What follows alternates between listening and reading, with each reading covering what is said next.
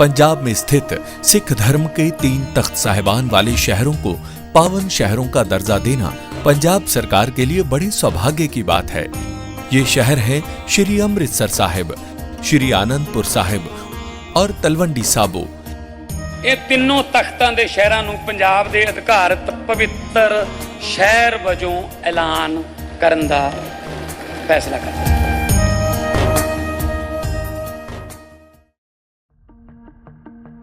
उमर खालिद शर्जील इमाम उन लोगों के लिए सबसे बड़े हीरो बन चुके हैं जिनका बीजेपी से बैर है। 5 साल से जेल में बिना मुकदमे के जेल में बंद होने के बाद भी दोनों को सुप्रीम कोर्ट ने जमानत नहीं दी तो देश में जोर का हल्ला मचा है। जेएनयू में नारे लग रहे हैं। सांसद महुआ मोइत्रा कविता लिखकर उमर खालिद का हौसला बढ़ा रही हैं। एडिटोरियल छप रहे हैं कि कैसे सुप्रीम कोर्ट ने उमर और इमाम के साथ भेदभाव कर दिया।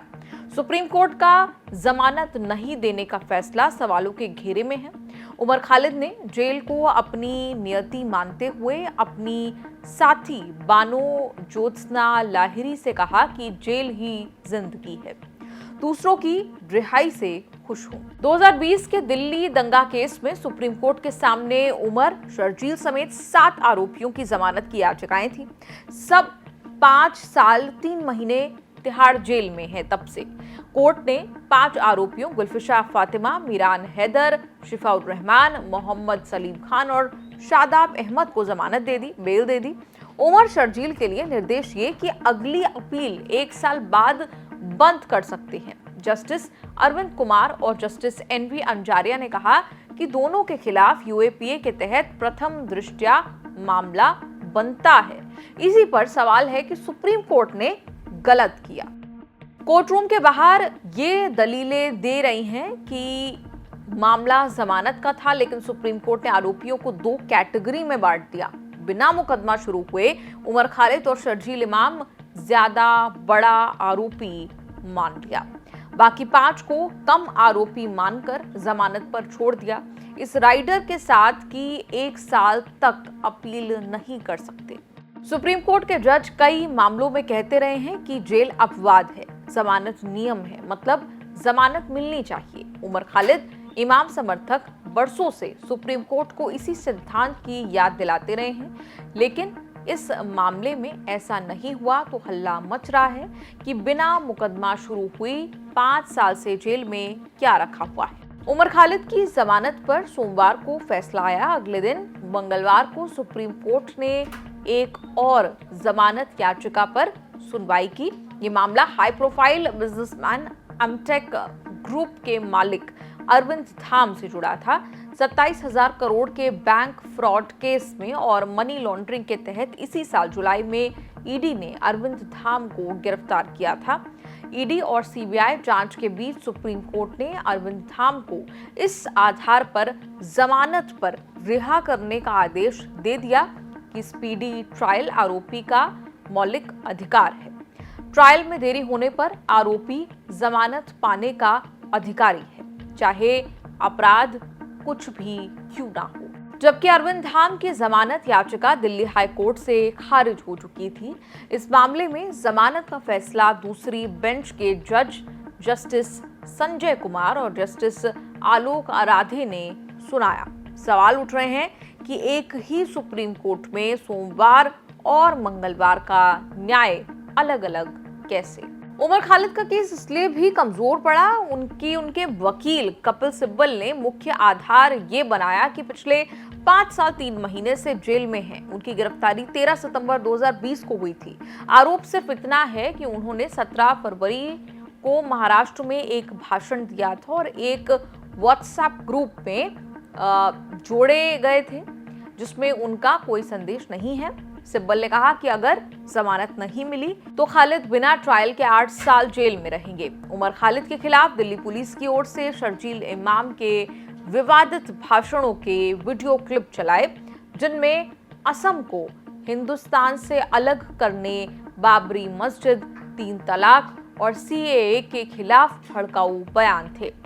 दिल्ली पुलिस के वकील एएसडी एसपी राजू ने दलील रखी कि ट्रायल तेज करने का निर्देश दिया जा सकता है, लेकिन देरी जमानत का आधार नहीं हो सकता। कोर्ट ने राजू की इस दलील को मान लिया।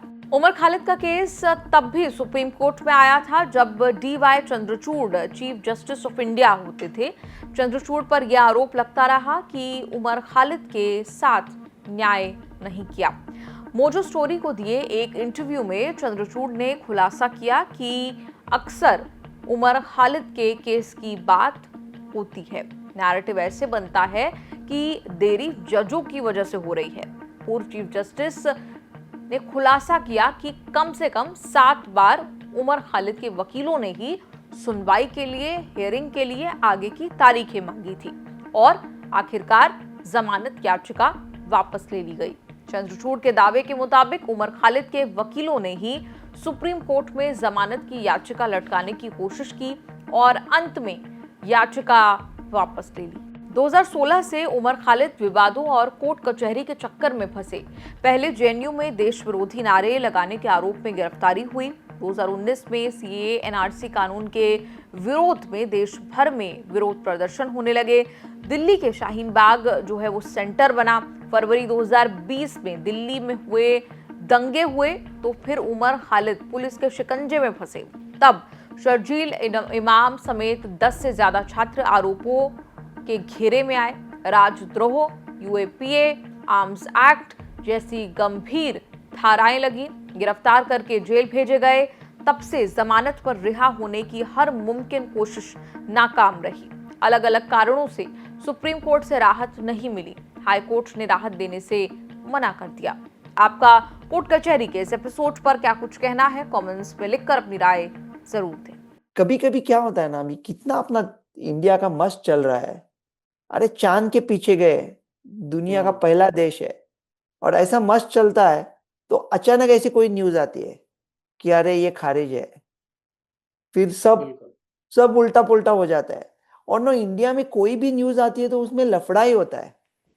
मतलब ऐसी सीधी चीज कोई होती ही नहीं है। अगर कोई सीधी चीज दिखाई दी ना तो वो भी समझ लो किसी ने 2 बार उल्टी की है तो सीधी हो गई, राइट। तो ऐसा कुछ ना कुछ तो चक्कर, सब गोलमाल है, अच्छा, एक सर एग्जाम्पल मैं पहले बता रहा हूँ सर, आप फिर कहेंगे कि ये सच में उल्टा होता है। भारत में एक केस आया उत्तर प्रदेश के बदायूं से। इसमें कहा गया है कि एक भैंस है buffalo, 26 December oh my God, वो मैंने पढ़ा न्यूज उसका, ये बहुत गलत है। उसकी मौत होती है और ये कहा जाता है कि जो गांव में 200 लोगों में संक्रमण की बात हो गई, फैल गई। ग्रामीण दौड़ के गए सामुदायिक केंद्र पे, जो हेल्थ सेंटर था, कि मैंने वैक्सीन लिए थे और मुझे टीका लगवा दीजिए। पता चलता है कि उन्होंने ये अधिकारी को सूचना मिली कि जो पागल कुत्ते हैं उसने बफेलो को काटा, बफेलो की मौत हो गई और उस बफेलो के जो मिल्क हैं वो 200 लोगों ने पिए। अब लोगों में डाउट ये हो गया कि बफेलो को अगर रेबीज था और जो पागल कुत्ते ने काटा उसको रेबीज था, तो फिर ये दूध के जरिए लोगों तक क्या पहुंच जाएगा रेबीज? अब इसको लेकर सर लोग में परेशानी हुई। नहीं, ऐसा कैसा पहुंचेगा? अगर वो जिस बफेलो को काटा था पागल कुत्ते ने, उस बफेलो को रेबीज हुआ था और उस बफेलो ने आपको काटा, अच्छा, तब हो गया तो आपको रेबीज हो सकता है। तो ऐसा नहीं कि आपके उसके दूध का कुछ खीर खाई, तो ऐसा नहीं है कि खीर खाने के साथ वो बफेलो के मुंह में हाथ डाल लिया कि बफेलो माता हमें काट ले, राइट। ऐसा नहीं है। मतलब ये भी थोड़ा एजुकेशन पे भी होता है ना। हाँ बिल्कुल। ये गरीबी और शिक्षण का अभाव, क्या करेंगे हम लोग, कितना भी आगे गए तो। और क्या है ना, जो हम लोग कहते हैं कि प्री एक्सपोजर प्रोफिलैक्सिस, मतलब आप ऐसे एरिया में रहते हो कि यहाँ बहुत कुत्ते हैं और काटने का डर है, जैसे वेटरनरी डॉक्टर लेते हैं, तो आप पहले से ही वैक्सीन लेके रख सकते हो, ताकि अगर कुत्ते ने काट लिया तो एक ही वैक्सीन लेने पड़े और इम्यूनोग्लोबुलिन का जरूरत नहीं। वो इम्यूनोग्लोबुलिन के कुछ 5-10 हजार खर्चा आता है, लेकिन वो पूरे आवाम के लिए ये यूनिवर्सल वैक्सीनेशन देना मतलब ठीक नहीं रहेगा और जरूरी भी नहीं है वैसा। और इतने हजारों लाखों बैक्टीरिया और वायरस है, कितने टीके लेंगे? फिर इंसान कम और टीके ज्यादा हो जाएंगे। कुछ चीज़ें सर मैं शॉर्ट में ये जानना चाहूँगा, जैसे कि रेबीज की जो वैक्सीन लगते हैं तो ये हमारे शरीर में कैसे काम करता है सर, ये टीका? क्या ये मतलब अगर तुरंत हमें रेबीज वायरस है ना, जी वो ब्रेन में जाता है, तो अगर वो रेबीज वायरस आप आपको रेबीज वाले कुत्ते ने काट लिया, 99% ये कुत्तों से ही होता है, लेकिन हम्म। चमगादड़ों से भी हो सकता है, कुछ दूसरे एनिमल से भी हो सकता है। हम्म। तो अगर आपको रेबीज हो गया, ओके, हम्म। तो मतलब तो कुछ बचने की चांस नहीं है। लेकिन अगर आपको रेबीज वाला कुत्ते ने काटा है, तो हम्म। जितना जल्दी आप वो जख्म को साफ करें साबुन से, हम्म। फिर इम्यूनोग्लोबुलिन ले लें। वो इम्यूनोग्लोबुलिन वो रेबीज वायरस को वहीं पकड़ के रखेंगे, और फिर टीका ले लें। टीके की वजह से आपके बॉडी, आपका शरीर खुद न्यूट्रलाइजिंग एंटीबॉडीज बनाएगा उसके ऊपर, और उससे आपको बचाएगा। तो उस तरह से उस टीके का काम चलता है। अच्छा, एक कहा जाता है सर कि रेबीज इंजेक्शन का कोई टाइम पीरियड है कि हमें इतने देर के अंदर ले लेनी चाहिए? तो मतलब जितना जल्दी हो सके रेबीज का इंजेक्शन, जितना जल्दी लगवा सकते हो उतना अच्छा है। जितना जल्दी उस वायरस को रोकने के लिए आप काम करने लगो, वो अच्छा है।